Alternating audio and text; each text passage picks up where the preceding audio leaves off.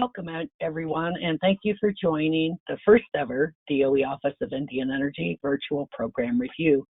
My name is Lasana Pierce, Deployment Supervisor for the DOE Office of Indian Energy.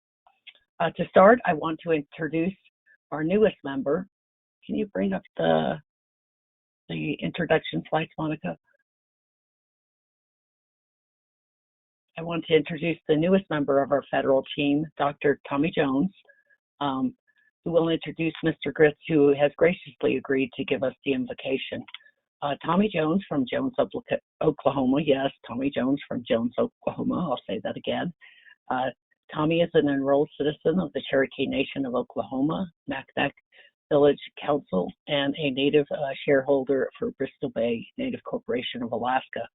Dr. Jones joined the office as an intern while finishing his PhD in natural resource studies and his dissertation, which analyzed the barriers to renewable energy development on tribal lands. Since then, he has supported the office in Golden, Colorado as a contractor, and more recently joined us as a federal employee. Tommy, if you'd please introduce Mr. Gritz. Can you, next slide, please. OCO, and good morning, everyone. I am Tommy Jones, and I have the honor of introducing John Gritz, who is a member of the Cherokee Nation of Oklahoma, and he currently resides in Golden, Colorado with his wife, Paige Lambert. His entire work career has been with or about higher education. Among other positions, he was the Director of Financial Aid at Black Hills State University for 18 years. John then worked for 9 years at the American Indian College Fund as a program officer, 2 years at the Institute of American Indian Arts as the Director of Admissions, Recruitment, Records, and Financial Aid, then 9 years with the United States Department of Education Federal Student Aid. He has been honored as the National Indian Education Male Elder of the Year, an honorary doctorate degree from Spokane College, Lifetime Achievement Award from the American Indian College Fund and the American Indian Higher Education Consortium for his work with the tribal colleges, and the Zenith Award from Federal Student Aid for his vision, leadership, and commitment to FSA. Recently, John was honored with an honorary doctorate degree from Sinte Gleshka University and recognized by the Chief of the Cherokee Nation with the 2018 Cherokee National Community Leadership Individual Award. John has had a number of art shows in New York City, South Dakota, and North Dakota. He studied painting under Fritz Scholder and Dr. Richard West. He personally presented President Jimmy Carter in the Oval Office one of his drawings on behalf of the state of South Dakota. This past year, he won first place in the graphics division of the Trail of Tears show in Tahlequah, Oklahoma. John attended the Institute of American Indian Arts in Santa Fe, New Mexico, Spokane College in Muskogee, Oklahoma, and Sioux Falls College, Sioux Falls, South Dakota. He majored in art and art education. John, thank you very much for joining us. Thanks for the opportunity to open your conference again with a prayer. I want to thank Dr. Tommy Jones, my fellow good-looking Cherokee, for allowing me to be with you today. Ah, beauty. It is in the eyes of the beholder in it, Tommy. Before I offer a prayer, allow me to say a few things. I have to admit, I did not know all about this important program. After listening to several presentations last year, I came away so impressed. You are doing such important work with the Department of Energy Indian Education Program. You represent all of Indian country almost. I've had the honor and privilege in my work career to visit many of your reservations. I always enjoy the opportunity to be on some of your home communities. Since we last met, this world has had extreme challenges. Not only with COVID, but our Indian lands are under constant attack. We hold these lands precious. We understand the land. We must keep our lands sacred. We are not meeting in person this year. Yet we know how important it is to protect our people, especially our elders at home. We take protecting seriously. Again, I emphasize, you know this better than me. The work and support you do for your community sustains us. Keep up this important work that you do. Now, say my prayer. Creator, We come before you today thanking you for the many blessings you have given us. We ask for your strength and guidance in these important times. We ask for courage to make the right decisions. Bless the people and the lands they represent. Bless the leaders and organizers of this critical gathering. May we learn from each other. May we share our knowledge in the work we do. Bless our families, comfort us, and guide us for the next 7 generations. We ask these things in a good way. Amen. Thank you so much, John. You're welcome. Again, welcome back again to the second time. So next, I'd like to introduce Director Kevin R. Frost. He's the Director of DOE's Office of Indian Energy to provide a few opening remarks.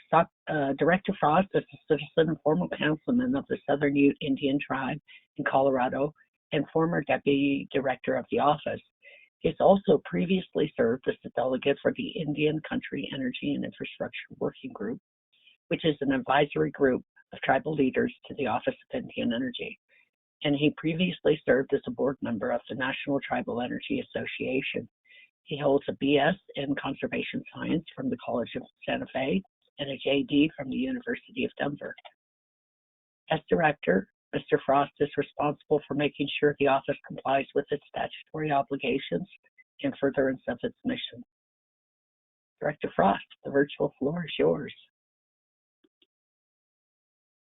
Thank you for that, Lozana. And at this time, I would like to thank everyone involved with putting on today's program review, the entire Office of Indian Energy staff, both on our federal side and our contractor support teams, as well as the National Renewable Energies Lab.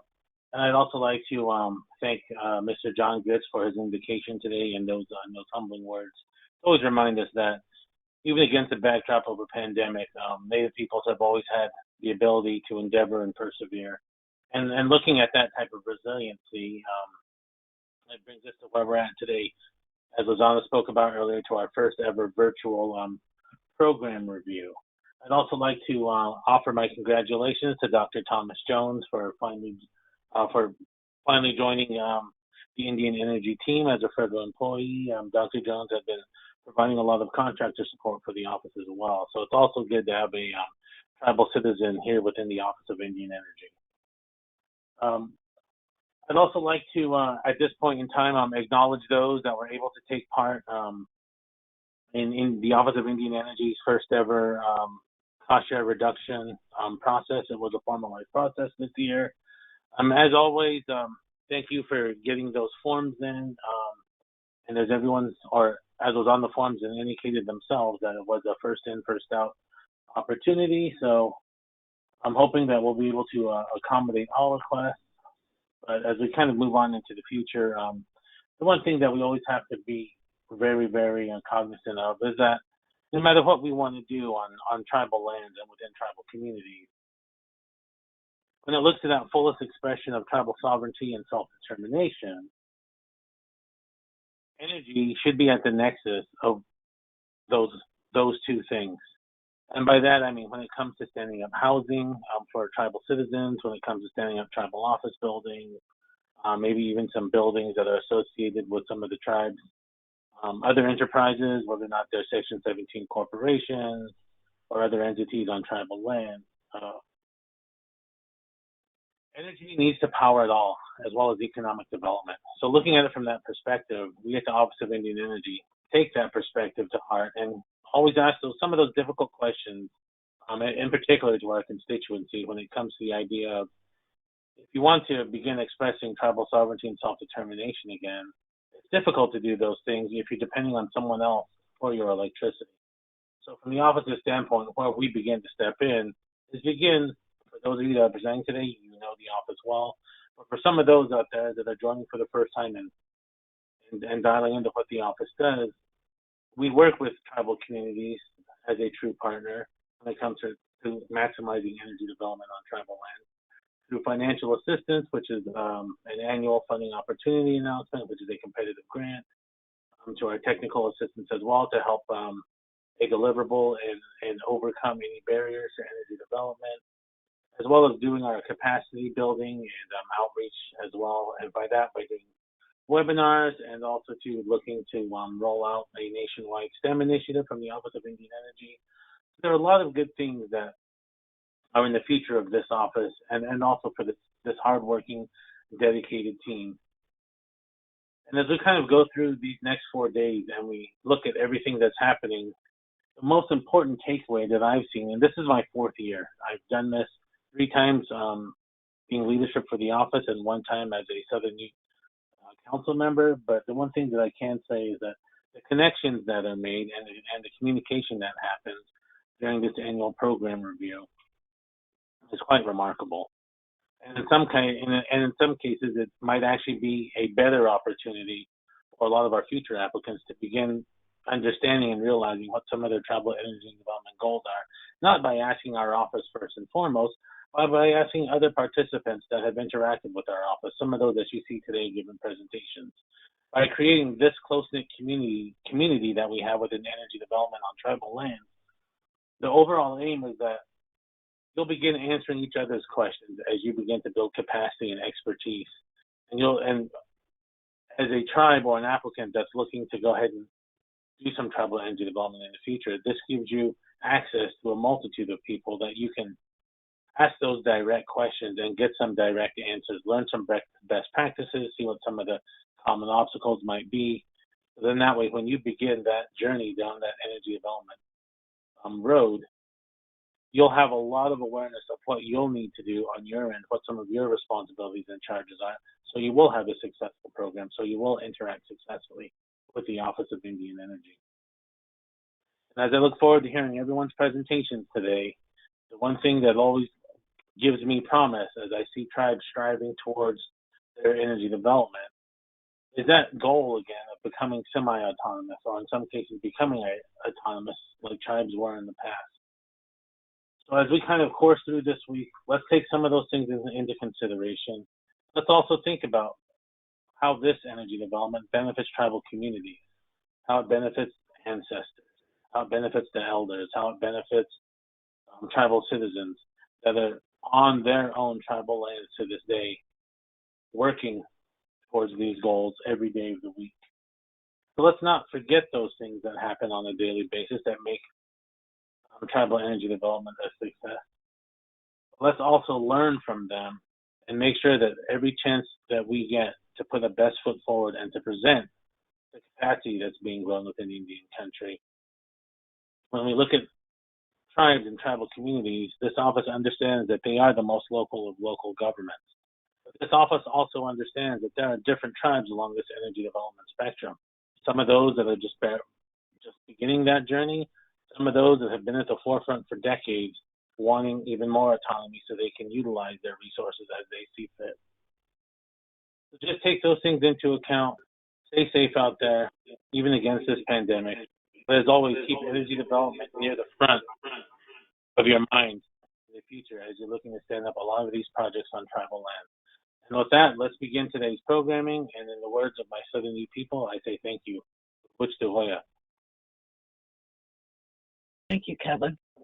And I also want to bring to your attention that his mother and father also joined us for last year's presentation, as you can see on the slide. Thank you, Kevin. And again, thank you for all you do for Indian country. Next, I'd like to provide an overview of the office and of the deployment program. Monica, can you please bring up those slides?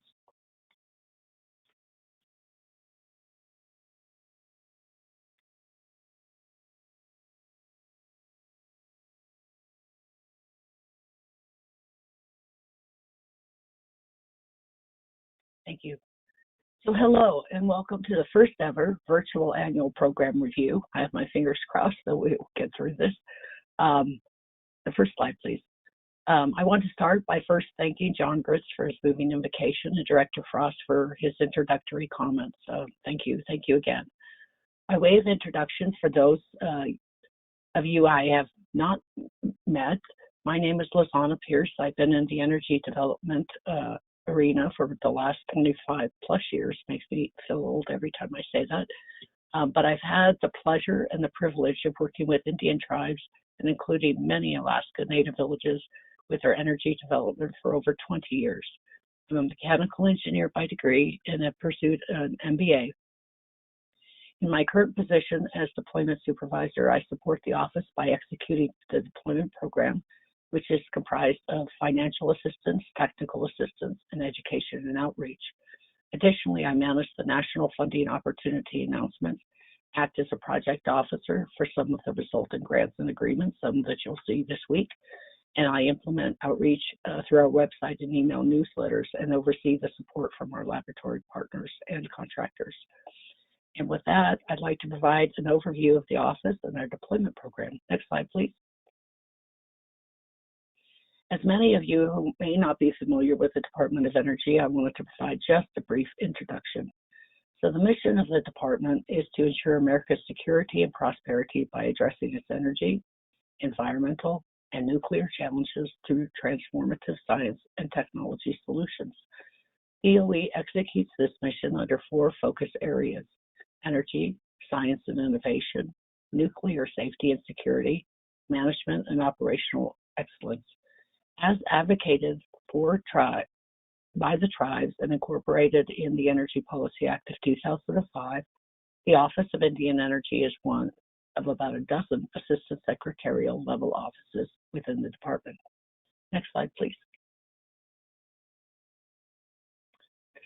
The office is authorized under the Energy Policy Act of 2005, funded and officially sort of stood up in January of 2011. The office is charged by Congress to promote Indian energy development, efficiency and use, reduce or stabilize energy costs, enhance and strengthen Indian tribal energy and economic infrastructure, and to bring electric power and services to Indian lands and homes. Next slide, please. I want to start by briefly sharing some information on the Office of Indian Energy. Our mission is to maximize the development and the deployment of strategic energy solutions that benefit tribal communities by providing American Indians and Alaska Natives with knowledge, skills, and resources needed to implement those successful strategic energy solutions. And as we have a few of the projects the office has funded, they're highlighted in the collage to the right. I just wanted to highlight these. Some of these you'll hear about this week. Seneca Nation in New York in the upper right corner, who installed a 1.5 megawatt wind turbine. The Council of Athabascan Tribal Governments and GZGTG, who together installed a biomass combined heat and power system in Fort Yukon, Alaska, that provides heat to some of the buildings within the community. That's shown in the lower right. At the bottom, there's a picture of the Coeur d'Alene's Benoit Market, where they installed energy efficiency measures. And continuing clockwise, you have the Chicago Chippewa Community Housing Project. And finally, in the upper left corner, a solar photovoltaic installation on a low-income home on the Rocky Boy Reservation. Next slide, please.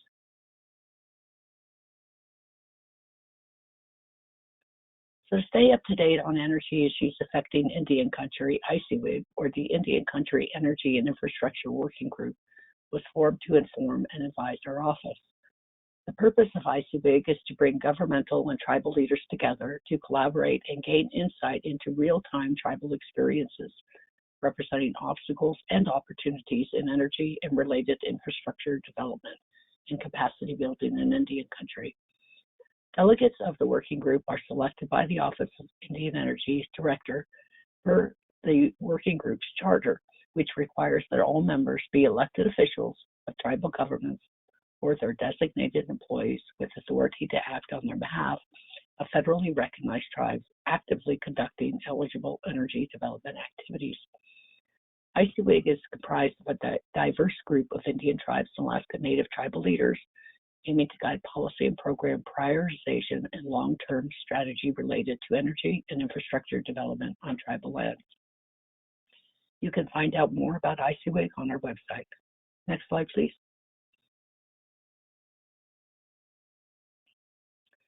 So before we talk about the deployment program, I wanted to give you a little idea about the office and our team.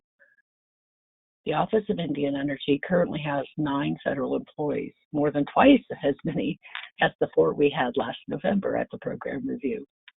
Currently, there are 4 employees in DC, including the director and the budget officer and administrator specialist. We have 3 in Colorado, which includes myself, Tweety Doe, and Tommy Jones, and 2 in Alaska, including Kivy Kokanowski and Alan Verbitsky. We also have contractor support with 2 at headquarters and in DC and 6 in Colorado. They help support the ones in Colorado help support the National Financial Assistance Program grants and agreements across the nation. And also supporting the grants, we get procurement, legal, and NEPA support from DOE's Golden Field office in Colorado. Next slide, please. So in the picture, which was taken last November's program review, we have at the back row James Jensen and Chris Fenema, both contractors supporting the deployment program for Colorado. Next is Givy Kokanowski, senior advisor, federal staff member duty stationed in Anchorage, Alaska. And next to Givy is Director Kevin R. Frost, who you just heard, and he's located in Washington, D.C. In the front row, we have Jamie Alley on the far left, and myself, Jen Luna, team lead and contractor staff in Colorado. Next to Jen is Tweety Doe, the DOE project officer, duty station in Colorado. Next is Susan Manley, contractor support in Colorado. Next is Jasmine Anderson, contractor who supports Director Frost at DC. And on the far right, Tommy Jones. So as this team picture was taken at the last November's program review in Lakewood, Colorado, which does not include those who've joined us since. Since last November, Gibby Kokanowski has taken a senior policy advisor position and remains duty stationed in Alaska. Gibby has recently joined by Alan Verbitsky in Anchorage. He's not shown in the picture. Alan is an engineer with a wealth of knowledge not only in energy and energy systems, but also experience working with Native Alaska villages, and has since joined the office and returned home to Alaska. Brad Petrasic, not shown, previously of DOE's Office of Environmental Management, has a history working with tribes and is joined as a senior advisor duty station in Washington, D.C. Director Frost is shown in the back row, second from the right, and is also joined in D.C. by Quintella Wilson, our budget officer, and Paulette Toole, our new management analyst. Neither is shown. And a very recent addition to our office is Dr. Tommy Jones, who I introduced earlier. He's shown on the far right of the picture. Dr. Jones started as an intern with the office, and while he was finishing his PhD, and later joined us as a contractor, and more recently joined the office as a federal staff member, a duty station in Colorado as a deployment specialist. On the contractor side, not shown, is Jessica Becker, who joined the deployment team in Colorado as a project monitor, supporting the financial assistance grants and agreements across the nation. Next slide, please. So now more about the deployment program. To achieve our mission, the Office of Indian Energy offers financial assistance through competitive grants, technical assistance offered at no charge to Indian tribes and eligible tribal entities, and education and capacity building. These 3 prongs are intended to assist Indian tribes and other tribal entities overcome the unique regulatory, technical, and economic challenges to developing their vast energy resources. Next slide, please. With respect to financial assistance, between 2010 and 2019, the office has invested nearly $85 million in more than 180 tribal energy projects valued at over $180 million. Significant investments that yield tangible results. In fact, in fiscal year 2019 alone, we awarded 27 new grant agreements, many of which you'll hear this week, that are expected to result in 19 megawatts of new generation and save those tribal communities nearly $90 million a year over the life of those installed systems. And of those investments, the Office of Indian Energy has provided over $23 million in 50 Alaska energy projects valued at $59 million. Those 50 tribal energy Alaska projects account for about 27% of all projects funded by count and 28% of DOE's funding since 2010. Next slide, please.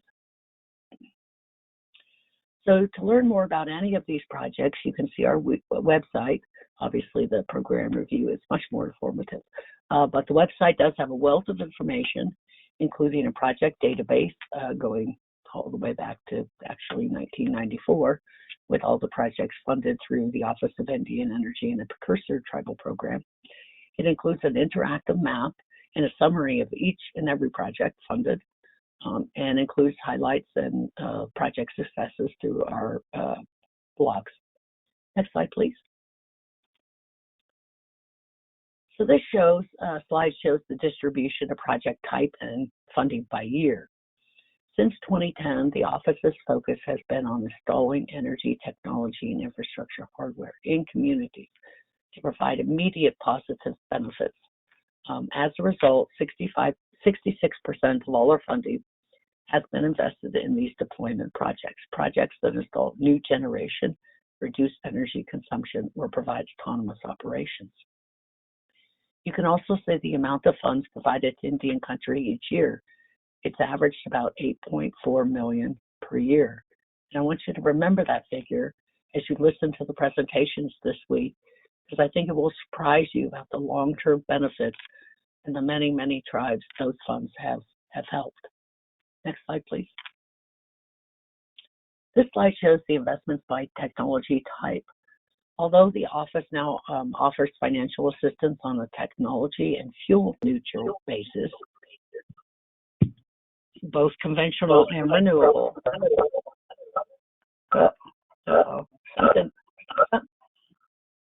Something changed. Hopefully we're good now. So the majority of those funds thus far have been provided for renewable energy and energy efficiency. And this is likely a result of the Precursor Program, which resided under DOE's Office of Energy Efficiency and Renewable Energy. And I would like to remind you that the program is technology and fuel neutral, which means conventional energy sources are eligible to apply for financial assistance as well. Diesel generators, etc., as well as solar, wind, and biomass. We are seeing an increased interest in microgrids, systems that can provide community autonomy and self-sufficiency and allow communities to mitigate the impacts of severe weather conditions and emergency situations, and for Alaska to diversify their fuel mix in their microgrids. So we are seeing quite a bit more of interest in that by Indian country. Next slide, please.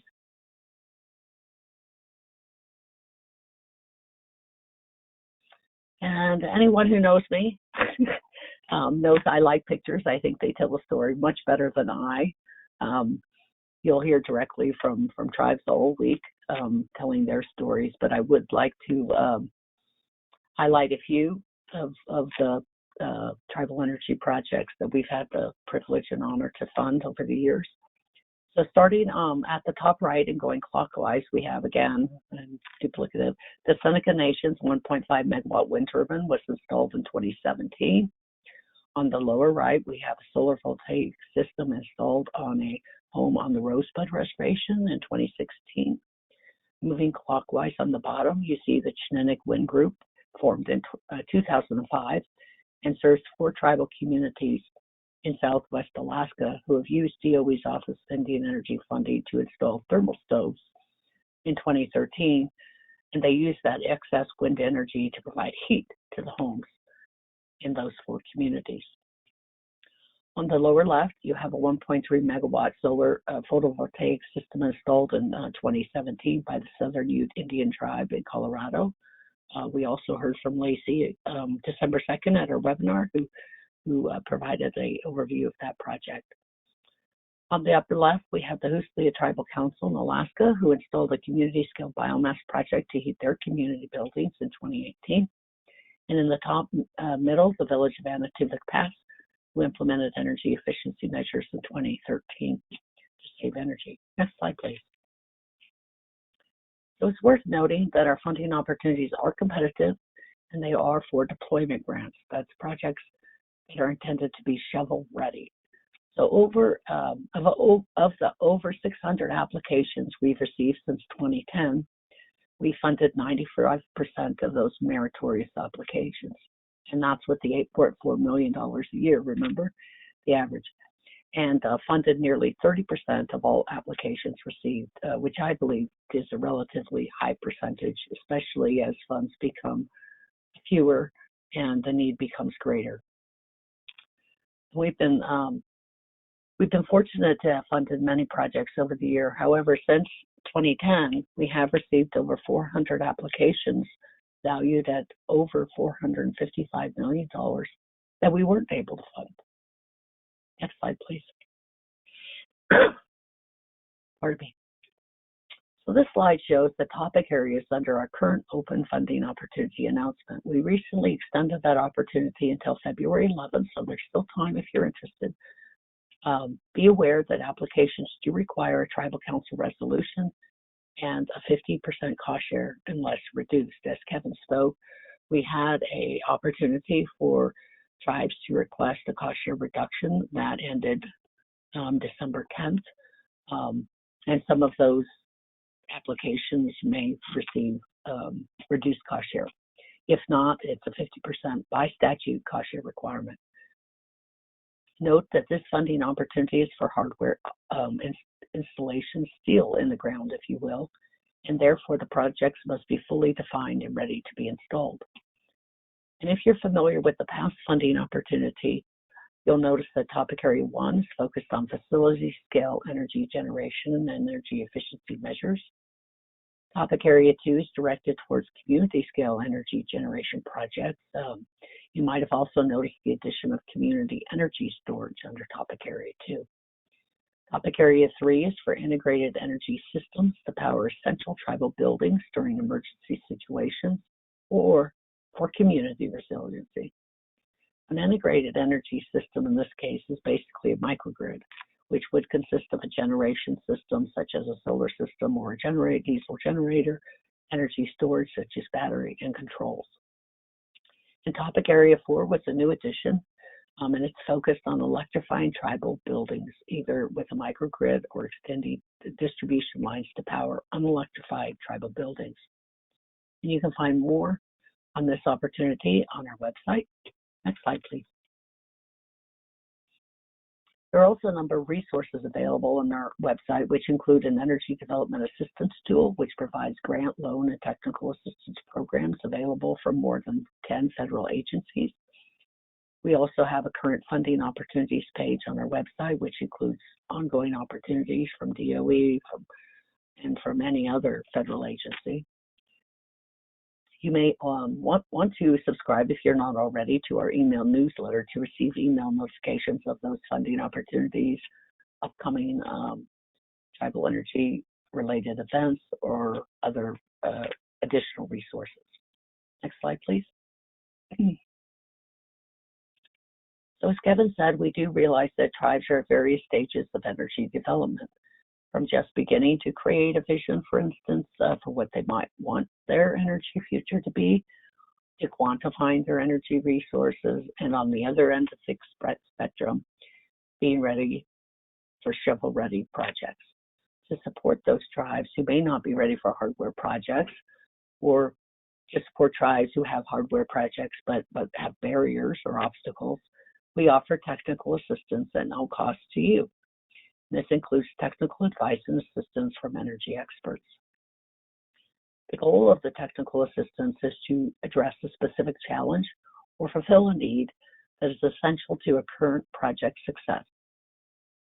The intended result is a tangible project or specific deliverable designed to help move a project forward.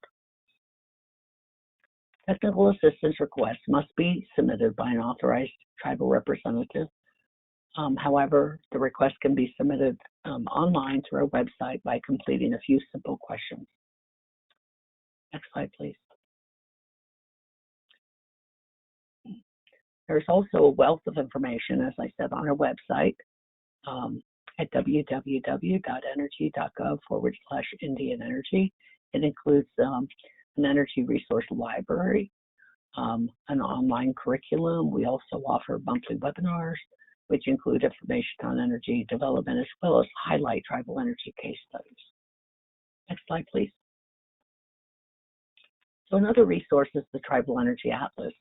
It's the first of its kind interactive geospatial application that enables tribes to conduct their own analysis of installed energy projects and resource potential on tribal lands. Next slide, please. Yes, more examples, more pictures. I think they really do sort of tell the story. So clockwise from the top right, we have Oneida Nation in Wisconsin. They installed 800 kilowatts of solar photovoltaic for 6 buildings, and that was in November 2017. In the lower right, we have the Alaska Village Electric Corp, and in partnership with the Bethel Native Corporation, installed the Bethel Wind Energy Construction Project, and that's to benefit the communities of Bethel and Oscarville. And that was in September of 2018.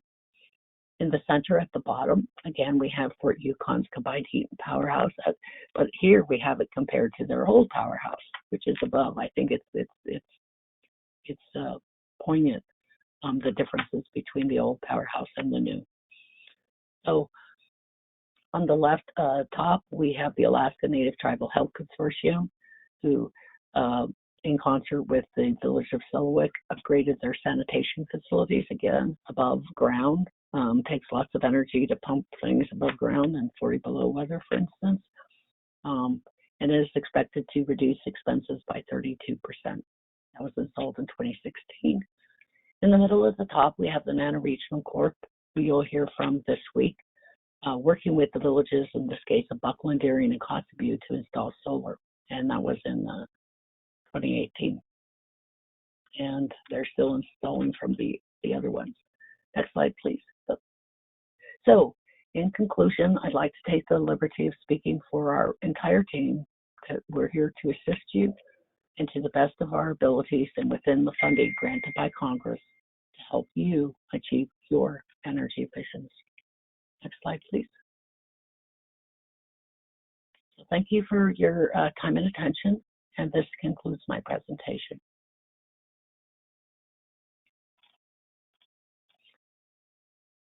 So before we, could you bring up Tweety's slide? So before we jump into the project presentation, I wanted to go over some sort of feedback. I wanted to go over some event details. Today's webinar is being recorded and will be made available on DOE's Office of Indian Energy website in a couple weeks. Copies of the presentation slides will be posted shortly, and everyone who registered will receive a post-event email with the link to the page where the slides and the recordings will be located.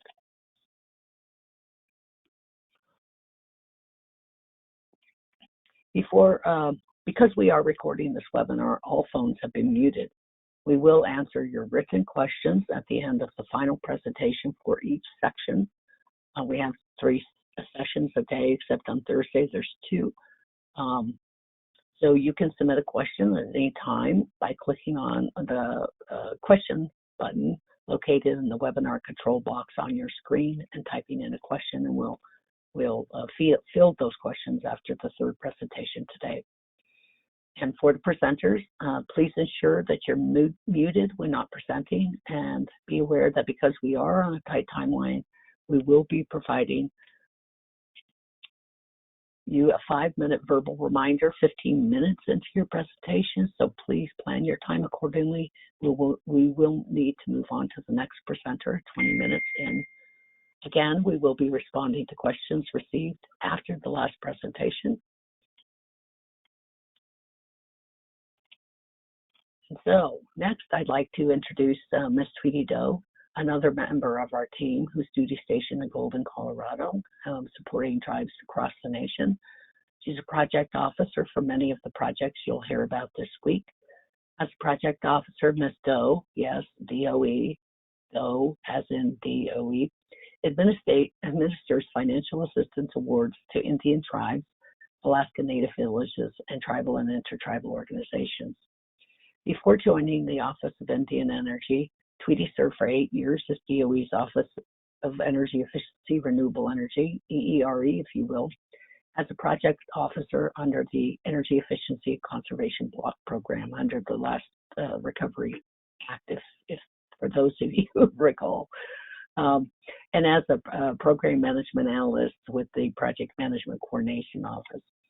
Before joining DOE, Tweety had the privilege of working with the Council of Energy Resource Tribes, which is where I had originally met her, and she had gained valuable experience working with tribal leadership on energy and energy resource planning and management, and the understanding that tribal communities have diverse needs, resources, and visions. And as I recall from David Lester, one thing that stuck with me all these years is he'd say that if you've met one tribe, you've met one tribe. Ms. Doe has a Bachelor of Arts degree in Political Science at the University of Washington and a Master's of Arts in International Studies with emphasis on economics and human rights from the University of Denver. She obtained her Project Management Professional PMP certification in 2013, impressive, and is a certified project officer and contracting officer representative. Tweety, the virtual floor is all yours.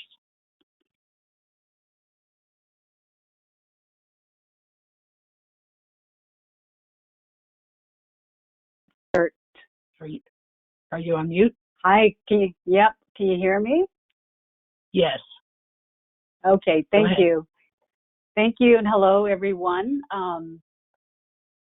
We'll start with the program review purpose. The purpose of our annual program review is for recipients to report on their projects, and it is a requirement for receiving a grant from the Office of Indian Energy. It is also a much anticipated opportunity for our community to come together to network, to celebrate project successes, and to learn from one another. This year, unfortunately, we are facing devastatingly similar challenges in all our communities. And for the first time, our program review is a virtual event. I want to recognize your individual resilience and our collective wisdom and strength. And I invite you to listen to our speakers and hear their stories on how tribes are progressing in their projects while dealing with extraordinary challenges. We hope you will listen, ask questions, and take away ideas that you can build on or adapt to the specific energy visions of your tribal communities.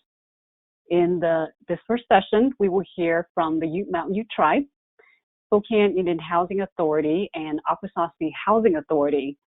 I have had the honor of working with tribal staff and leaders on these projects for the past few years, and I celebrate their achievements with them.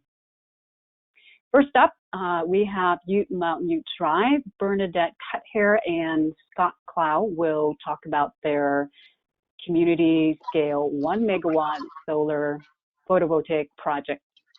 Scott and Bernadette, you are on. Good afternoon. Good morning. From Ute Mountain, thank you for the invitation to DOE. I have Scott Clow on the line with me as well. And this is Bernadette Cuthair with Ute Mountain Ute Tribe. And I'd like to begin my first slide with an overview of the Ute Mountain Tribe, just giving some basic stats. Understanding Ute Mountain, originally the Utes were 12 Usas, bands in Colorado and Utah. Weemanuch band is Ute Mountain Ute Tribe, 582,321 acres of land base in Colorado, New Mexico, and Utah. You'll see in the map to your right, it is our land base is in the purple in the very southwest part of Colorado, and also up in Utah. 7,700 acres of farm and ranch enterprise, hotel and casino, Weemanuch Construction Authority, tribal park, and tourism. Next slide, please. Snapshot of the Ute people. Original hunters and gatherers, 2,100 Ute Mountain Ute tribal members, 55 years of age life expectancy, 26 years of median age, 37.8% poverty versus 12.5% in Colorado, 13,000 per capita versus 24,000 in Colorado. Next slide, please.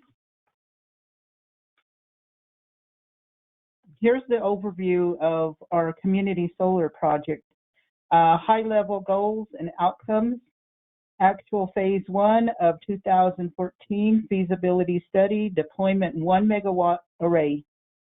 Provide paid skill jobs training for tribal members, intern positions in solar installation, maintenance and repair, and additional grid alternatives led training through Carroll, temporary worker program, and community volunteers.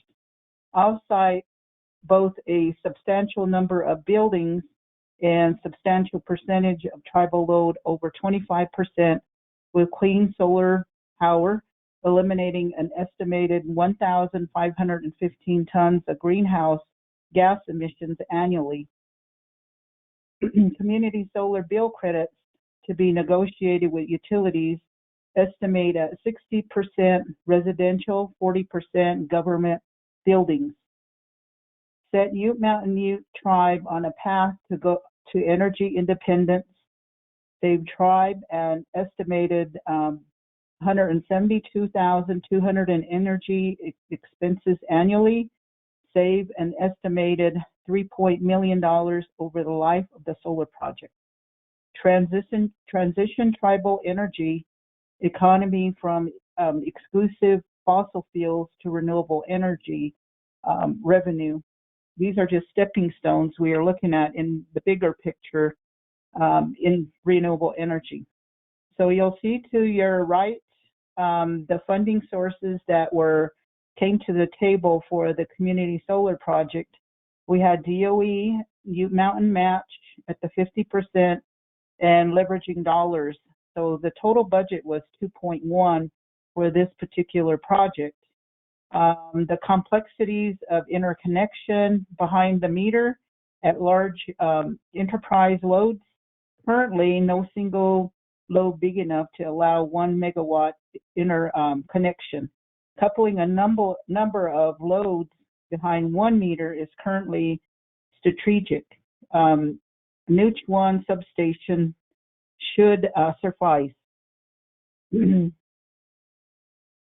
Establishing a master meter with O&M relations negotiated with the local utility to handle current underground lines and transformers. So now I'll turn it over to Scott Clow to continue the presentation. Scott? Excellent. Thank you, Bernadette. If you could bump back to that last slide, I'd appreciate it. A couple more things.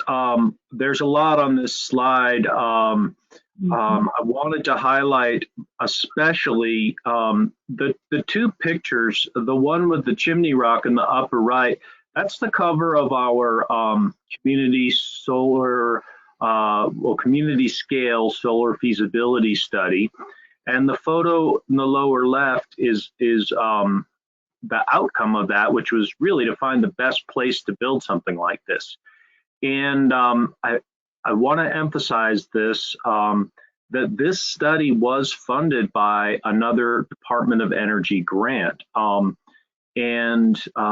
it is the model with the tribal program there at Department of Energy that they really are generous in funding the feasibility studies on which the actual deployment projects are based. So we finished this project in 2014, and obviously it's 2020 now. We're almost 3 years into our current project. So it took a handful of years to get from an actual concept through a feasibility study to where we are today. Also on this slide, a couple things. The last bullet on the left, the Ute Mountain Ute Tribe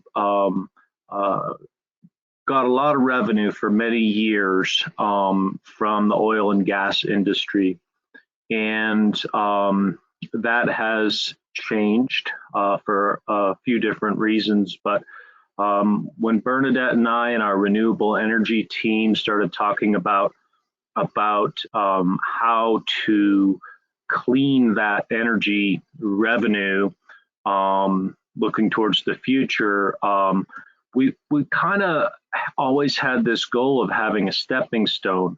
And this is the stepping stone, the 1 megawatt project, to show that we can do it. We can train people from the tribe to help build it and run it, and then, you know, and then go big. And we are in discussions with a couple commercial solar developers, entities that want to build projects that are 2,000 or 3,000 times the size of our project here in Toyuk. So next slide, please. So this highlights the long road from the start to the finish of our project. We're not quite done yet, but it took more than 2 years to plan and design and negotiate contracts and do the actual construction. It was a long road. We started talking with our partners at Grid Alternatives at a program review 3 years ago, I think, and it really has been a huge learning experience, especially the time frame. It took a little over 6 months just to design and build and deliver the transformer. That was a real long wait for our team. We did partner with Grid Alternatives as the EPC on the project. We are limited currently by tri-state energy policy to 1 megawatt, and we'll get a little more into that later in the presentation. But I gotta say that our local electric cooperative, Empire Electric, has been a very helpful partner. They're really encouraging us, and that's changed a lot with their different management. Real quick, the photos in the upper right, that's doing geotechnical analysis at our project site. So before a shovel went in the ground, we got out there and made sure that the geology was going to support all of these panels. The lower left, that is our groundbreaking ceremony with tribal leadership and partners. And of course, it was a snowy winter day that we broke ground on a solar project. And then, of course, the picture in the lower right is our project at the base of the Ute Mountain, over 3,400 solar panels there. Okay, next slide, please. In March of 2020, we commissioned the project. That's the tribal chairman in the upper photos standing in front of the infamous, much awaited transformer. So we got that installed, and we had a little ceremony. Those are all of the elected leaders in the lower right there, giving their blessings to this project and our future ambitions. We could only put it on at 50% in March. The reason for that is because of that 1 megawatt limit, we had to build a curtailment system into the infrastructure, and so that as the energy production reaches close to a megawatt, it actually tames down our inverters and doesn't let it exceed that, lest we get penalized by tri-state. So no sooner had we put this online than COVID arrived, literally the next week from when we had this ceremony. And that set back our testing of the curtailment system for a couple of months. But mid-May, we made sure that the curtailment system was functional, and we went to 100%. Next slide, please. Part of what happened in March also is that we had an on-site visit with Dylan, who's the gentleman on the far left of that photo. He was the project supervisor here in Toyuk on behalf of Grid Alternatives. So we did a walkthrough with him and talked about, you know, how things operate, what to look for, you know, what to inspect. And they also handed over all of the technical manuals, warranty information, things like that. The gentleman in the foreground of that photo is Lee Trabato. He's our public works director, and some of his staff is there with him. Really want to highlight that Lee, he's a background in utility management. He has SCADA systems for the water systems for both communities on the reservation, and now he also has a SCADA system to communicate with the solar system.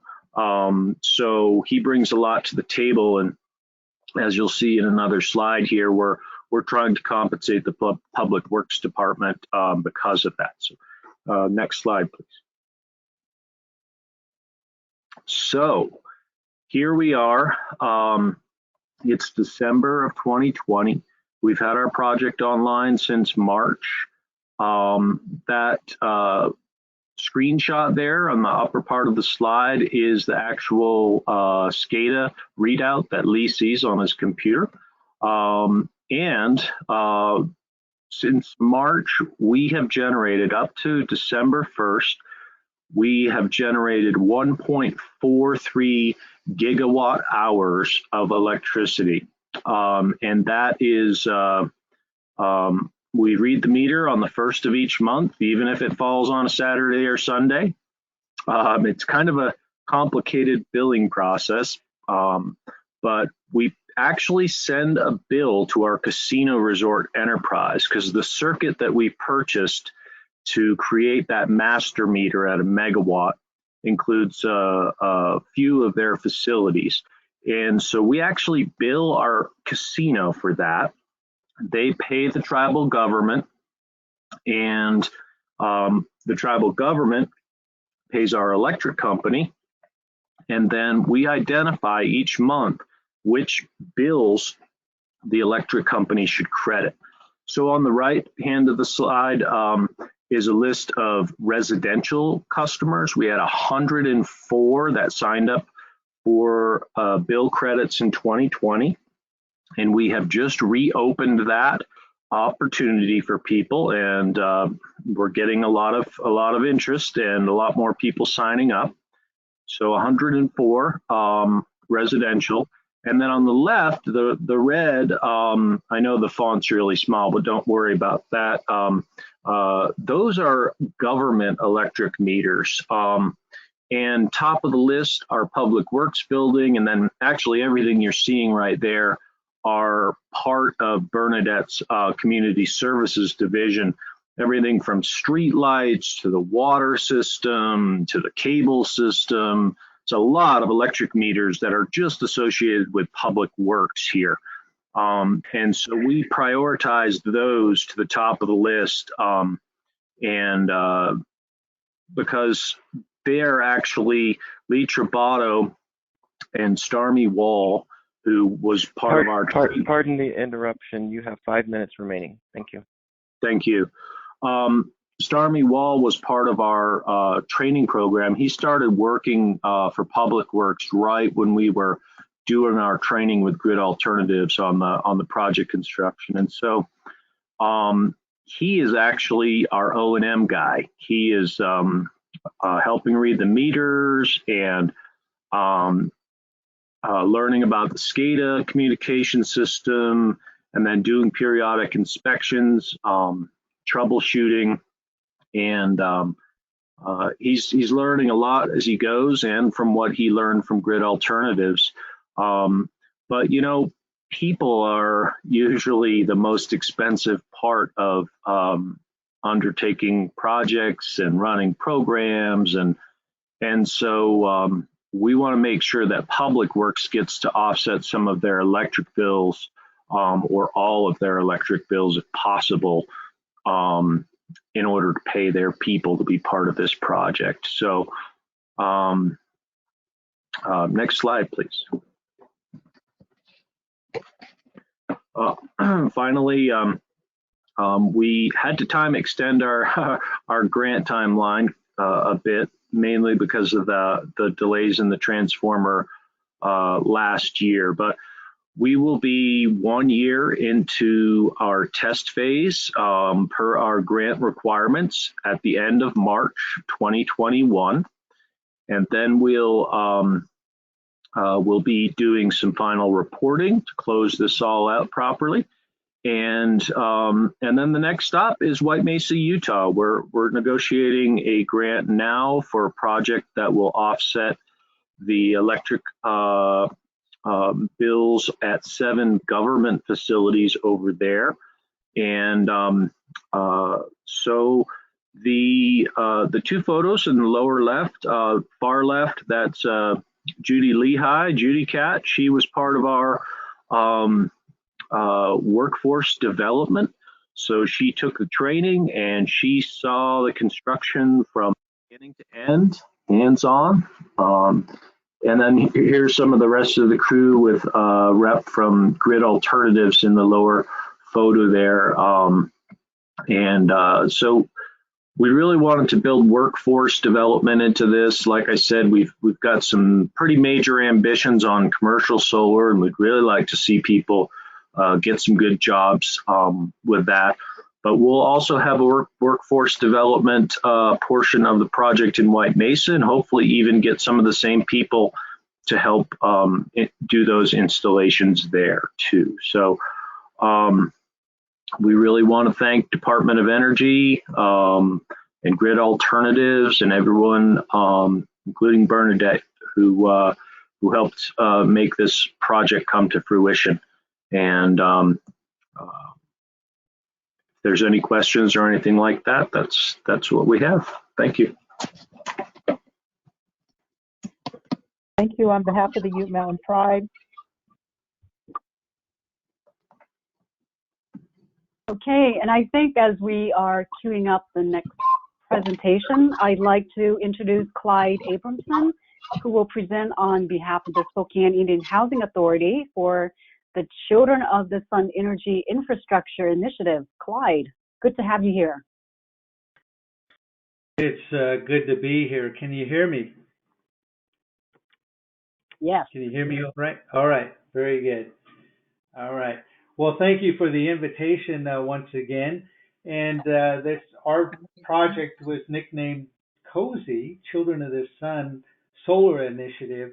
And Children of the Sun is another nickname that was given to the Spokane tribe. So we were like Tweety, we were kind of destined into solar projects. And as Tweety was destined to work for a DOE. Next slide, please. Here, the Children of the Sun, this is in Spokane. This is a picture in October 1925, where this is one of the first Congress of American Indians, a picture in Peaceful Valley. And the famous bridge behind there is Monroe Street Bridge. It's been a bridge that's been there for years, but the tribe's been gathering in this area years, even before the city of Spokane. Next slide, please. Here, the Salish tribe living in the area. They mostly live in plateau areas in south of Spokane, but the Spokane tribe was mainly river people. The food was roughly salmon that came off the river. And sadly, right now, because of Grand Coulee Dam, the river or the salmon don't come up to Spokane in the river. Next slide, please. And so years back, this is near Kettle Falls, when the salmon did come up, some of the tribal members would fish off the edge of the river, and these here scaffolding, they would spear them or net fish. and it was a source of the main food source for the Spokane tribe. Next slide, please. And here again, another historic picture of downtown Spokane, where they actually used to be Washington Water Power. It's now a Vista Utilities, and they have a dam in this area again, holding up the waters and the salmon runs that come up the rivers. And again, this is historically where tribes would come to this area, downtown Spokane, and they would congregate here during the salmon runs and stay a few weeks and then go home. It would be the all the Salish tribes, the Kalispel tribe, the Coeur d'Alene tribe, the Spokane tribe, and other tribes that were nearby. Some of the Okanagan tribes would come in and they would trade in this area. Next slide, please.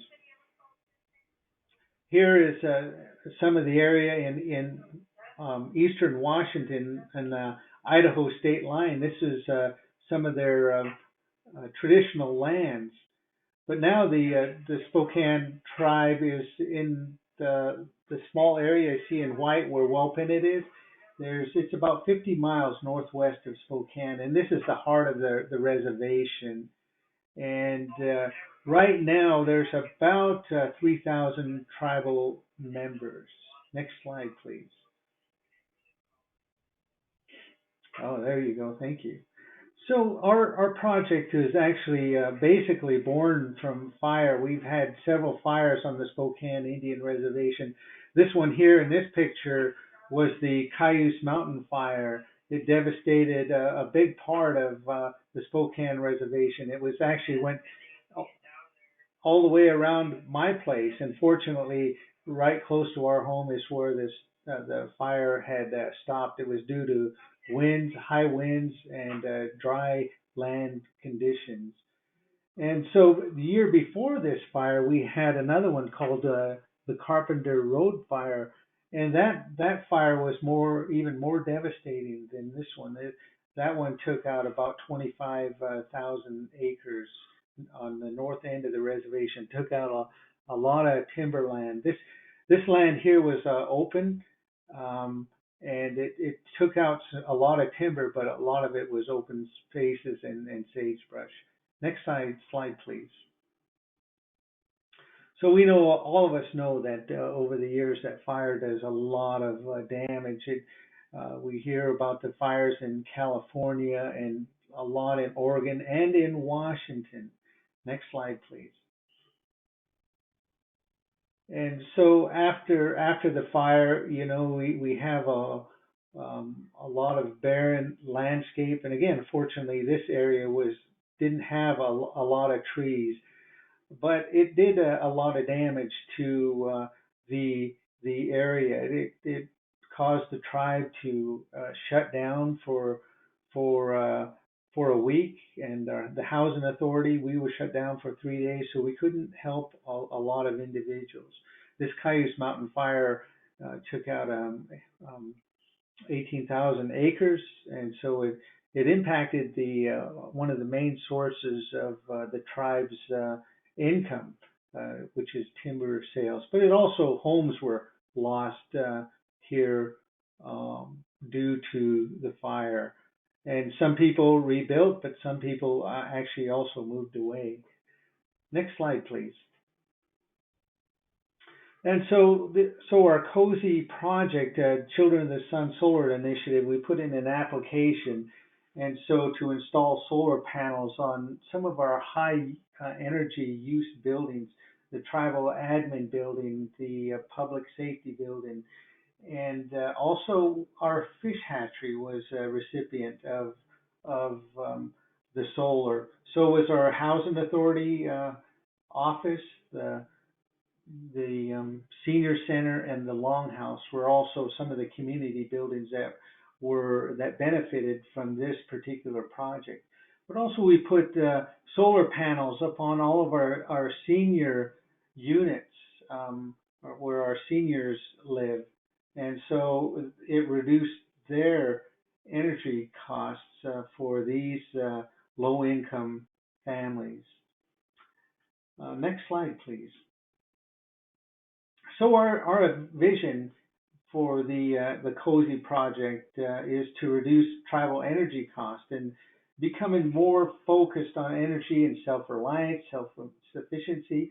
We also are trying to educate young children and um, middle-aged children in the well-penned schools so that they can learn about solar saving and conserving energy as they continue to grow up and be responsible adults themselves. But also we wanted to be prepared, and because the tribe has certain threats, like the wildfires that came through the area, but we also want to play our part, like most tribes, to reduce our carbon footprint and to promote, utilize green energy, not only here but in other places. So we certainly appreciate what the Department of Energy has done for our tribe and for other tribes that we see during this program. They've benefited a lot of individuals, and they're there to help us. And so we have to be willing to put in the work, and it is some work to set up these projects, to put together a team of consultants, and to negotiate through these projects and get the work done. Next slide, please. Also, so here was our plan of action. We had several housing partners. We had $2.1 million of grant. DOE was half of that, and we had a tax credit investor. We also had some funds that came through Wells Fargo Foundation that helped us. And also Grid Alternative. We're going to hear a lot from Grid Alternative through the Tribal Solar Accelerator Fund and through their training. They trained a lot of our individuals here. I think we had 8 individuals who were trained of installation and maintenance of the solar panels that we placed on the buildings. Here it says we have more than 25 essential tribal buildings throughout Wellpinit. Our project, we ended up putting solar on 32 buildings in the area. So it's affordable, clean energy for the tribe, and we've already seen a reduction in some of our bills. I was just looking at the bills for the public safety building, and between 2019, before the panels were installed, in 2020, we had a savings of $8,000 just on that one building for the year. Next slide, please. And this is a helioscope. You guys probably seen these before. This was the tribal administration building. To cover the energy costs for this particular building, it was all in blue. Those were solar panels. And so the building would have been like 80% completely filled with solar panels. But Washington State law said we cannot put over 100 kilowatts of solar power upon a single building. So we only were able to take care of just a little over a third of the energy usage on this particular building, which this building is a high energy user. Their bills average from $10,000 to $13,000 depending on the time of the year. And so we're helping to reduce that amount. And I don't know what the bills are now that are coming in for this particular building, because we only are paying for a part of their energy use. Next slide, please. Here is one of our shops. This is our Spokane Indian Housing Authority construction crew shop. Our carpenter crews, our weatherization crew, they all work out of this building. And so we're saving energy in this particular building. Next slide, please. So we see a lot of benefits from what we have done with our particular projects, especially at this time. And we installed the 650 kilowatts of solar panels on this project. So over the lifetime of the project, it looks like there's over 23 million kilowatts that we're saving. And this is 24% of the energy usage in the Welpinit area, which is a small community. And the energy savings of the tribal programs would be 2.8 million over a 35 year lifespan. I know we're going to do better than that because we see the savings in a lot of these buildings already. And another example of energy savings is a lot of our residential homes had they were paying on average $230 a month on average, and now some of them are paying the basic fee of about $9 a month. And so on a low income family, that makes that dollar go a lot further. Next slide, please. So this here was the equivalency of greenhouse emissions, the annual greenhouse gas emissions reductions, and this is just an equal to of what could be done, like 506 acres of forest per year are saved through this particular project. Another example would be 113 passenger vehicles driven a year. That's how much equivalence that we're saving the atmosphere and energy here. So this is actually taken from EPA Clean Energy Resources. You can see that they had a calculator, so we kind of figured out with our project of 650 kilowatts and the equivalent of what we're saving the environment. Next slide, please. So the impact on the community, we see we have to operate and maintain these, and this is contracted to Sovereign Power, who is a partner on this project. So pardon the interruption. You have 5 minutes remaining. All right, thank you.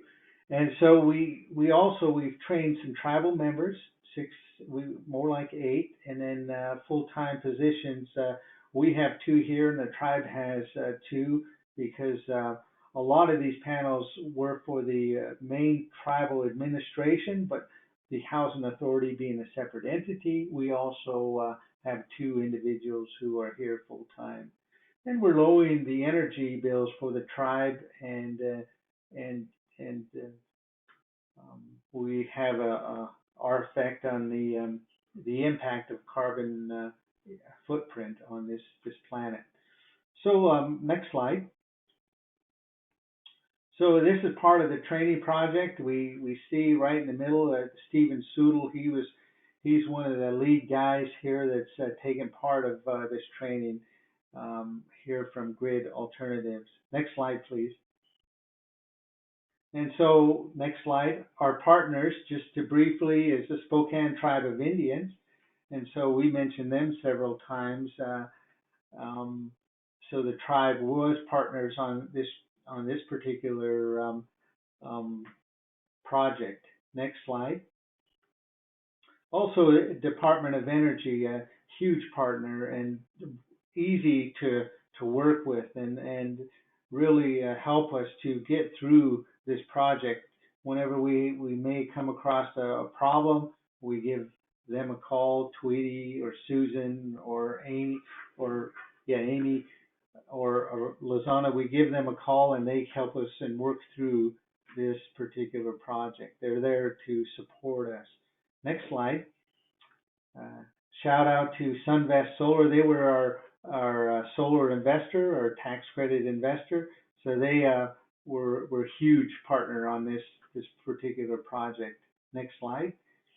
And Wells Fargo, and they've set up their foundation, and they're helping tribes through the Accelerator Fund that we were one of the beneficiaries of that grant. Next slide. And Godfrey and Con, they help us to set up the project and help us to negotiate with Sunvest Solar and others, and help us to get through the legal documents of this. It's a lot of work, and they helped us through the whole thing. Next slide. And Grid Alternatives, huge. I love Grid Alternatives. They really showed how solar should be put on a building in a safe and economic way. I can't say enough for these guys. They did a really, really good job for our tribe in training some of our tribal members. And next slide. Sovereign Power. This power company is owned by the Spokane Tribe, and they helped with the project also. And next slide.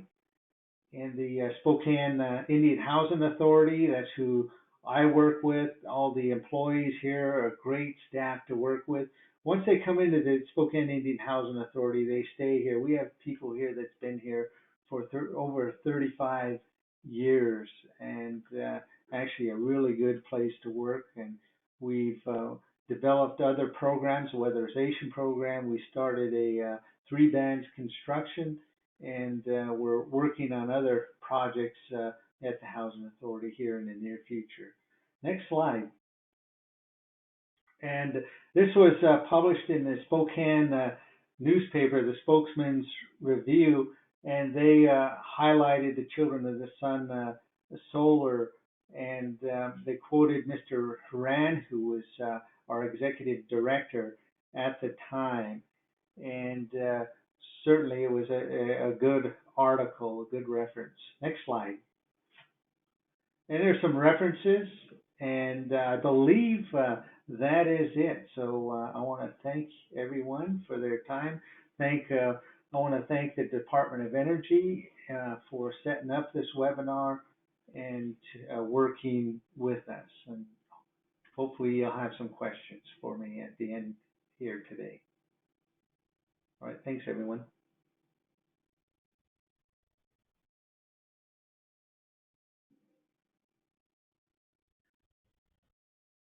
Remind everyone.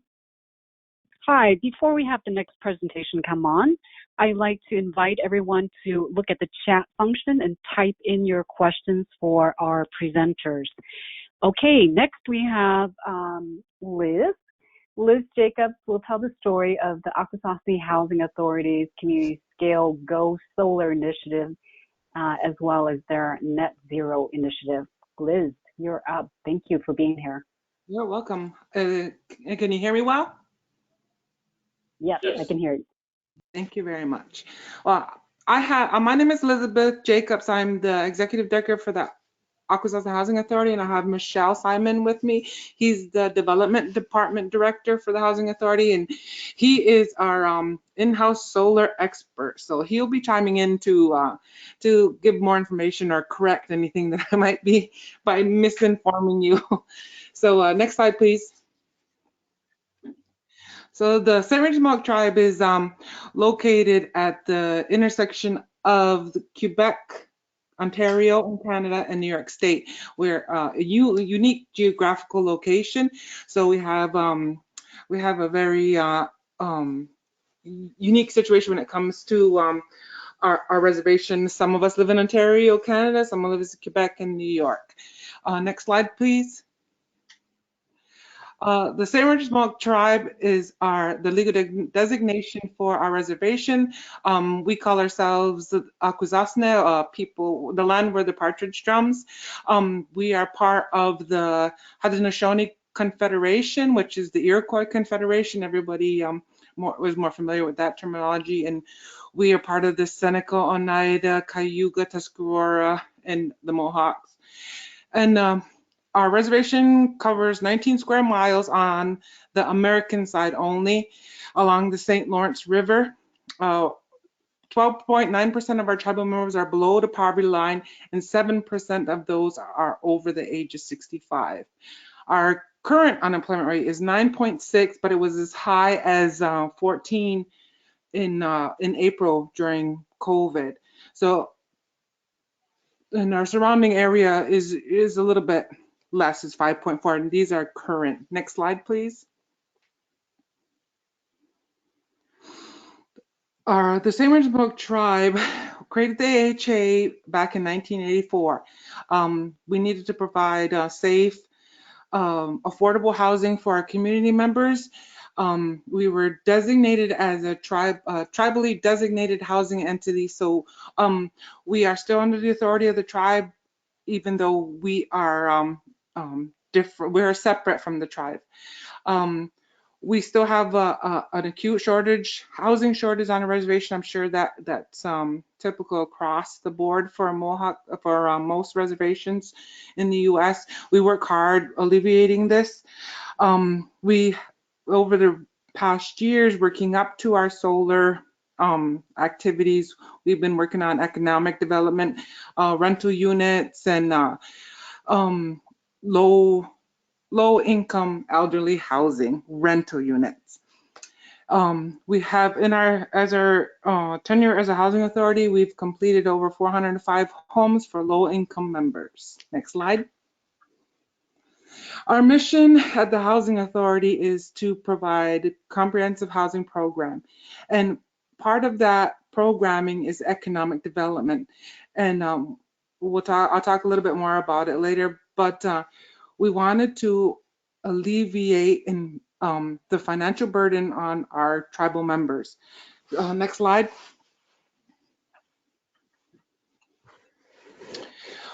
The Akwesasne Housing Authority has created a lot of projects over the years. We have received NAHASDA block grants since our creation. We have community cooperative projects. We've worked with our senior center, our drug rehabilitation center. We've done water enhancement projects with our planning and infrastructure with our tribe. We had a neighborhood networks community learning center. We actually we chartered the Akwesasne Boys and Girls Club for our community. Over the past 10 years, we have been utilizing state programs as leveraging funds and accessing different grants for our housing entity outside of NAHASDA, which includes DOE. Most recently, we contributed $1.8 million to a diabetes center of excellence through our IHBG and fundraising activities. Next slide. Recently, we have spearheaded a sustainable design practice in renewable energy for our community. One of the things that was a driving factor for this was our high utility costs. Our reservation pays one of the highest rates in the state. We have a village near us, Messina, New York. Our electrical rates are almost 3 times higher than theirs, so our community is burdened with high utility rates. In 2016, we realized a valuable partnership with the U.S. Department of Energy, NREL, and Sandia Labs. That's where we started on our journey for solar development. Next slide, please. One of the considerations for our change, and we began implementing it into the standardization of sustainable and renewable energy practices in our homes, because we realized that we were providing these homes for our community members, but with fuel and energy costs, it wasn't very economic for them. We were actually increasing their burden. So what we chose to do was start making our homes more energy efficient. We actually reduced fuel usage by almost a third by having better building envelopes. And then with climate change, we were suffering some climate change, I guess environmental factors, high winds, more rain. So we recognized about 10 years ago that we had to adapt. So into that, we created a safe and affordable neighborhood for our tribal elders, which we call the Sunrise Acres Complex. We have a comprehensive elderly living complex, and it's on 9 acres of land is where our administration is. So we focused on this over the last 10 years. One of the things that we utilized was that ARA created the opportunity for AHA to push forward a future project in the planning stages. So we were able to tap into a lot of funding resources to help us develop our plan. This is the very early stages of our renewable energy programming. Next slide, please. Now, the St. Regis Mohawk Tribe is our tribal organization, our tribal authority. They support the AHA in all of our efforts to provide low-income housing, renewable energy programs, any economic development programs. They support us wholeheartedly. They have their unyielding support.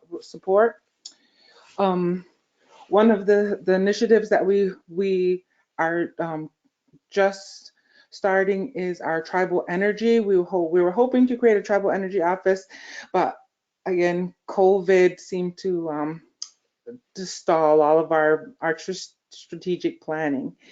So AHA is energy efficiency and renewable energy initiatives. Like I said, we've done a lot of high energy efficiency practices and standardization of building practices in our own development. So one of our goals is having a net zero housing and related building throughout the St. Regis Mohawk Tribal Reservation. And we've started on that path. Next slide. AHA has installed approximately 614 kilowatts to service 159 housing. It's not buildings, but it would be housing units. That includes apartment, different units. We have 1, 2, 3. I think we have 10. I'm not sure. We have 10 buildings with 4 apartments each. So, and then we have 2 buildings with 12 and 1 building with 6. So these are the different units. And then the residual, we're including 80 tribal residents. So low income eligible households can apply for our solar credits in our solar project. The electrical power from the solar facility, we utilize through the national, we are utilized under National Grid's Community Distributed Generation Program. The project will serve 5% of the total tribal community residential energy load and 4% of the total electrical usage, energy usage for our whole community, with government and commercial buildings. Oh, I'm missing a lot of there. So one of the driving factors is about tribal members and our self-sufficiency. By reducing our energy costs, we have more money for programming. We're able to assist the community more by offsetting our energy costs. We add diverse complementary green energy systems to our community. A lot of it too is familiarizing our community with renewable energy systems. Since we started including solar into our projects, the tribe has included a mini solar farm and electric car charging stations. So we've kind of spurred the development of renewable energy projects on a reservation. Next slide, please. One of the unique situations on a reservation is that it's very cold. We're on the border of between the borders of the U.S. and Canada. So, and we are right on the St. Lawrence River. It gets very cold here. We get a lot of snow, and then we get mostly cold. So we have high heating costs, high electrical costs. And then in the summer, we're in a humid area, so it's very hot and humid here in the summer. So we have both extremes suffered by our community. Next slide, please. I was talking earlier about our monthly residential electricity consumption. Like I said, we pay one of the highest rates in the state. It's actually, I think the last time I checked, we were one of the highest rates in the country. Next slide, please. The Akwesasne low-income senior housing project. This here is our Sunrise Acres complex. Phase 1 was our initial. Those were constructed in the 90s along with our admin building. Phase 2 was our newer unit we constructed in 2010, and is where we also started including high energy efficient strategies, including solar and passive solar heating. And then phase 3, we just recently, it doesn't show it there because we just recently finished construction in December 2019.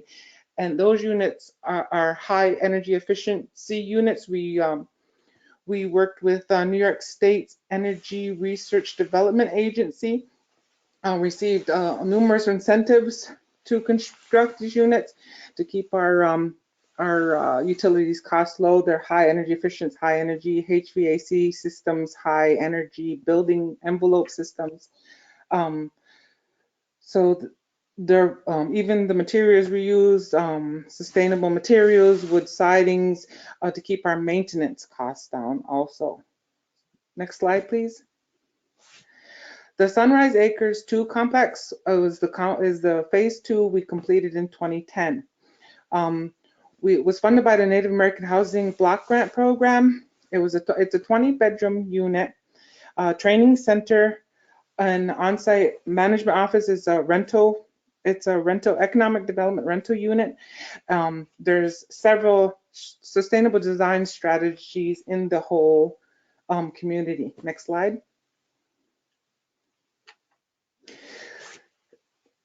It completed construction 2011. That's when they moved in, but it was actually done in 2010. You can see the units here. Off to the right and to the left, you see the solar panels that were included. Next slide. So the overview of the systems that we included in Sunrise Acres are the high energy efficient. It's a ICF insulated concrete form envelope walls. So it's concrete all the way to the bottom of the trusses. We use ICF forms. They're got high R value foam insulation with a concrete core. Geothermal systems on all of our buildings. We have solar panels and passive solar water heaters on the roofs. We have high energy efficient HVAC systems, LED lighting, energy conservation equipment, and fixtures, low flow fixtures in the water. We did everything and anything that we could do to keep our maintenance and utility costs low for our seniors. Because pardon the interruption, you have 5 minutes remaining. Okay, thank you. We're just a little bit talking about our buildings. There's some pictures there during development. Next slide, please. This picture designates where all the geothermal wells are that we use for our our geothermal heating systems. Again, here's where our solar panels are located within the complex. The solar thermal system that are on the roofs, they're on every one. They subsidize the hot water generation, keep our costs low. The Sunrise Acres 3 expansion is our supportive housing and veterans housing. We utilized the DOE funds for high energy efficiency measures in both buildings and incentives. Next. Some of the strategies include the high energy efficiency envelopes, R30 walls, R50 roof. Lighting was a big deal. Lighting saves a lot of money, LED lighting. Just changing out your standard units to these high efficient makes a big deal in your construction costs. They keep in your ultimately your maintenance costs. One of the other projects that we embarked on was the High Energy Efficiency Initiative. We utilized DOE money to assist ourselves and as a standoff from another project we completed with IHBG funds. We were able to renovate numerous units within our complex, and ultimately it saved our community $60,000 a year in energy costs. Next slide. Some of the things we used in our project was air sealing. We used a lot of spray foam. It was excellent for our environment, our climate. HRV systems were very important in our humid environment. Water heater replacement, just small things made a big difference for all of our low-income tribal households. Next slide. The ICDBG, the Go Solar program, is our DOE-funded program. We used it in conjunction with our ICBG program. We were able to establish a 1 megawatt solar facility on the reservation. Next slide. The land given for the solar farm was given to us by the tribe. It's 25 acres specifically designated for renewable energy development. Our solar project only covered approximately 6-7 acres, but there's still 19 acres that is openly available for solar farm development in the future. Next slide. So when we began this journey, we were taking advantage of New York State's remote aggregate net metering program. Well, that went away during the development process and was replaced by the VDR value stack system. Next slide. How the VDR stack system works is we develop an energy resource program like a solar farm. We produce it, we sell it to the vendor, which is our utility provider, which is National Grid. They monetize it. They turn it into money, and then they credit us, which we credit to our subscribers. It's they went away from that metering basically. So under the New York State Public Service Commission, they have established this value stack. It's VDR, Value of Distributed Energy Resources. And this is the program that we subscribe to with New York State. They govern us, and we have reporting responsibilities to this organization every year. Next slide. So completed task, we were able to complete the community distributed generation system, which is our solar facility that was completed in 2019. Our phase 2 part of our DOE funding is the on-site Sunrise Acres. We were going to add additional solar to our on-site. We haven't completed that yet because of COVID. Basically, we're going to add 50 kilowatts to our existing on-site solar. Next slide, please. Pardon the interruption. Please finish within 1 minute. Thank you. Okay. Next slide.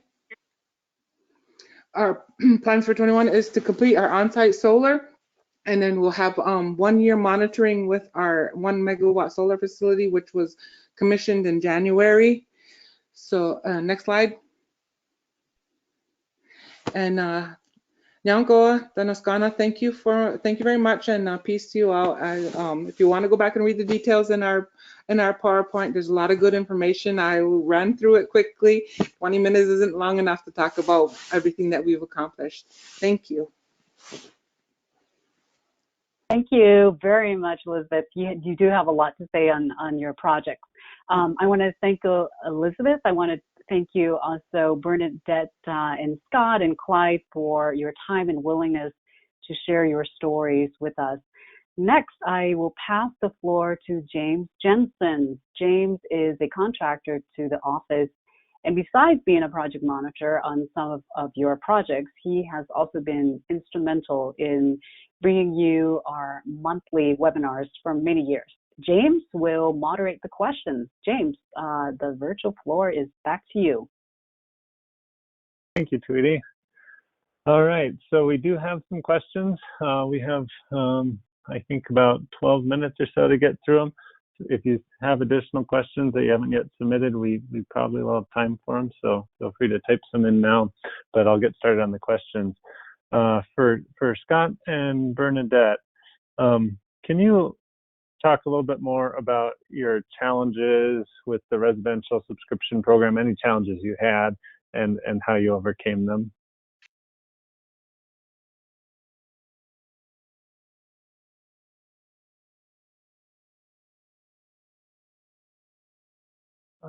Scott or Bernadette, you may be on mute.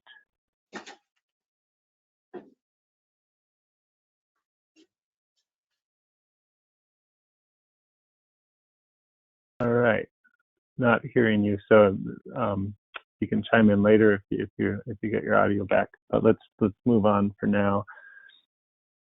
For Clyde, how has the project changed tribal perspective on solar, if it has, and is there more solar in the tribe's future?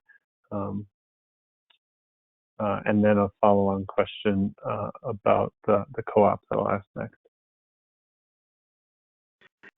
All right, can you hear me, James? Yes. All right, very good. Well, it has changed the tribal perspective since we've deployed this project on a lot of these tribal buildings that were high energy users, especially from the leadership standpoint. They really see the benefits of the solar on a lot of these buildings. We put it on their admin building, the public safety building, and the senior center, the longhouse, and the tribal fish hatchery. So all of those buildings, they've seen the benefits, they see the utility bills, and they respond back to us and ask if we're going to have any more projects. They want to have a project that's for all of the homes that are scattered throughout the reservation. And we are in line for another project here, and we plan to put solar on another 140 homes for our low-income rental units. And that tribe, that project is only going to be administered by the Housing Authority. The Spokane Tribe will not be a partner in that particular project. They were a partner on our previous project, but they chose to let us handle this next one because it's mostly for the Housing Authority's low-income rental houses. And I hope I answered the question. Oh, that's great. Thanks, Clyde. Excited to hear you got more projects in the works. A follow-on question for you, Clyde. Has the local electric cooperative required you to have backup power for your solar project? Yes, they did. All of our projects are grid tied. They didn't require us to have like battery backups. No, all these projects, this one and then our next one is going to be grid tied. We want to work on a project here in the near future. It's a microgrid for our campus area so that we can have battery backup or a generator in case power does go out in the future. So we are working on another project that it's with the state of Washington for um, a microgrid for the housing authority's campus area. So that the main objective of that project is that we want to be in operation during another fire or any other emergency, so we can assist the homes in the area or the people that we serve, especially the seniors in the area. Great. Thanks, Clyde. A question here. Well, actually, first, Bernadette, are you able to speak now?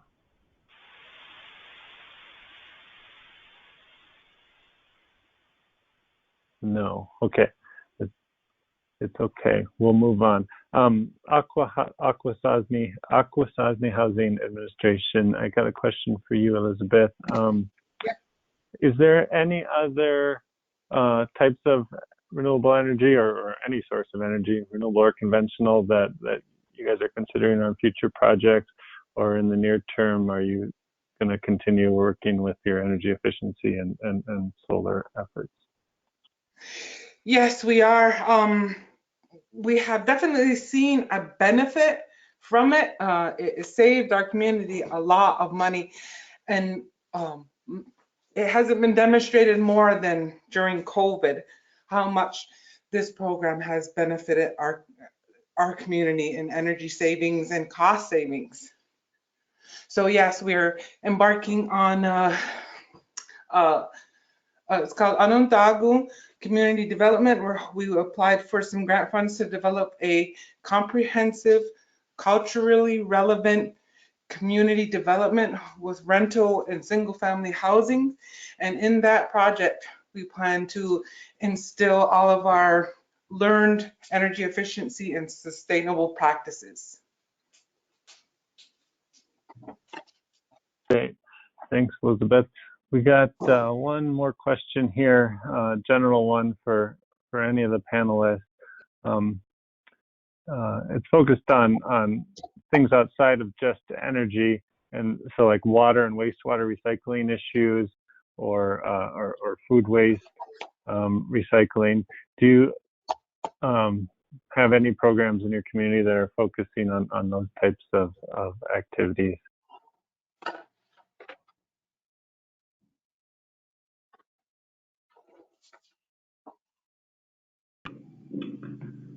We have This is Clyde. Go ahead. Sorry. This is Elizabeth from the Akwesasne Housing Authority.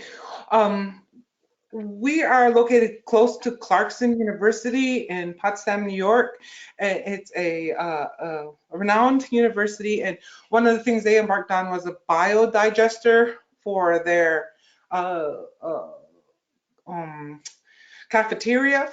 So we were interested in maybe embarking on this as one of our projects for our community. But again, it's a learning process. So it's one of the things that we were interested in going after. And one of the things that we have antiquated electrical infrastructure in our community. We have a lot of power outages. So one of the things that we were thinking about also was on generators, high efficiency generators. And then lastly, one of the things that we also we're looking into was better pumps, more higher energy efficiency pumps for our sewer systems in our complex. So those are the things that we identified that we could use these principles for. Go ahead. I'm done. Thank you, Elizabeth. That was a good explanation. I don't know of a project with the Spokane Tribe. I believe our planning department has taken on a few projects like that, but I don't know enough about them to talk about them. No, So sorry no problem. about It's not a problem. It's a little bit off the core subject today. One last question here, and then it looks like we're done with questions. Do either of you have the opportunity to sell power off the reservation, or any plans to develop projects and try to sell the power outside the local load? Hi, it's Elizabeth again from the Akwesasne Housing Authority. Because we have IHBG, which is Indian Housing Block Grant from HUD monies and used in our projects, we are limited to only providing services to low-income tribal members. So no, that's not something we've considered at all. And actually, yes, we have sovereign power, and sovereign power was actually set up to sell energy off the reservation, and so they have a few partners that they work with. Their largest client is who is it? There in Spokane. It's an aluminum company that melts aluminum. So they use a lot of power to melt down the aluminum in these big blocks, and then they sell it to the aluminum to whoever needs aluminum. So that's the only client I know that the tribe sells power to at this particular time. But it's done. But none of the solar power is being sold. It's actually through the local Vista utilities and Sovereign Power and the aluminum company, which I forget the name of the company right now. No problem. Thanks, Clyde. With that, that's our last question. So I'll pass it back off to Lizana.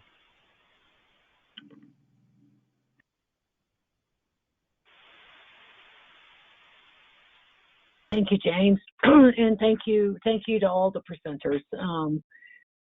At this point, this does conclude the session of the program review. If you're attending the next session, you'll need to join using the link and the call-in number provided when you register for that particular session. Thank you. Goodbye. Bye. Thank you all.